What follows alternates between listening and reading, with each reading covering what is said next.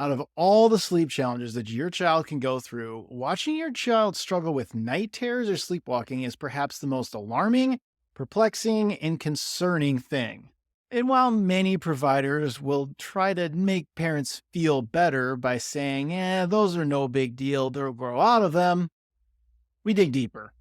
And clinically, we often see night terrors and other significant sleep disturbances in toddlers and young children continue to show up later in life as other forms of sleep disorders, or sensory processing disorders, or emotional dysregulation challenges, or other things too.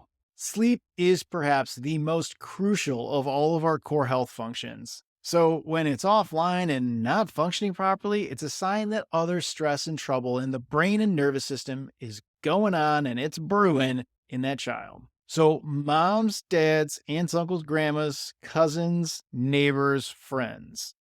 If you're concerned with your child or a friend's child or a family member's child, and you're concerned about their sleep, and you're concerned they're having night terrors, or they've had them in the past, this is for you. Now, it's important to know that night terrors and nightmares are not the same thing. And we need to break down that root cause of these sleep challenges in kids so you can do what you need to do naturally to get things back on track.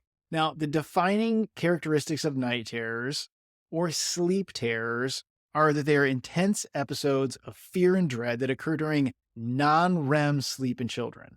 Typically, this is between the ages of 2 and 6, but it can happen outside and it can persist if it's not taken care of throughout this time window. They're different than nightmares, and they can be distressing for both the child and the parents. So that distinctness, that thing that sets them aside from nightmares, are that they occur during this non-REM sleep, and they're usually not remembered by the child. Night terrors are usually more intense, and they often will have physical manifestations such as sweating, rapid breathing, or flailing around. Kids that are struggling with night terrors often present with an overactive sympathetic nervous system, that fight or flight part of the nervous system that we nickname the gas pedal. It's the go, go, go, fight, fight, fight, fight, flight, flight side of the system. Now, this part of the system is supposed to, keyword supposed to, fully wind down and shut down during sleep. But for many kids who've had a stressful entry into this world, a la birth trauma, or who struggled early on with things like infantile colic, reflux, constipation, or chronic ear infections, that system is likely stuck on, thus interfering with their sleep at night. It leaves them more wound up and stuck in that fear and stress state that we don't want them to be in. So we know what can cause this.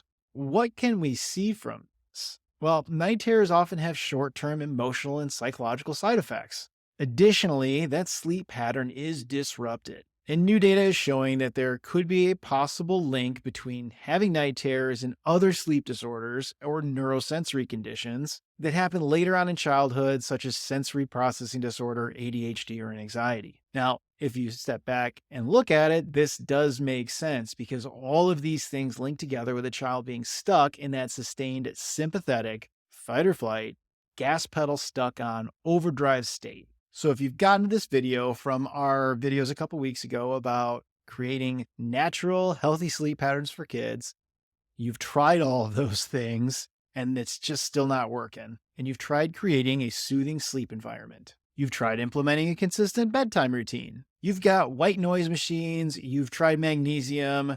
You've tried melatonin, and you're kind of at the end of the list. If you've tried all these things and your child is still struggling, let's dig deep into what that system, that nervous system, that sympathetic stress stuck on system is doing. Because if the root cause in finding all this out is that your child's gas pedal is just slammed to the floor all day long, all the time, we can help.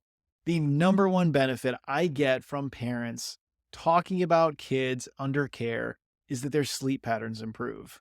Number two, well, that's number two, but that's a joke for another time. And it's because we're looking at activating this brake pedal, that parasympathetic part of the nervous system, to balance out that heavy, stressed out sympathetic load.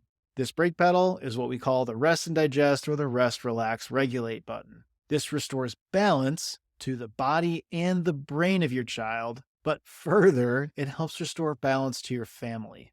We know that nerves that wire together, fire together, and when we help this process to work better, not only is your child better regulated for their sleep, but the whole family gets better sleep at night. So if you think your child is gas pedal on, pedal to the metal, sympathetic overdrive, fight or flight all the time, you've been working through night terrors and you're just frustrated and don't know what to do, give us a call, shoot us a message, share this. We can help. I'm here to help your kids. I'm here to help your family. I'm here to help you, moms and dads. Can't wait to meet you. Can't wait to see you. Take care. I'll see you soon.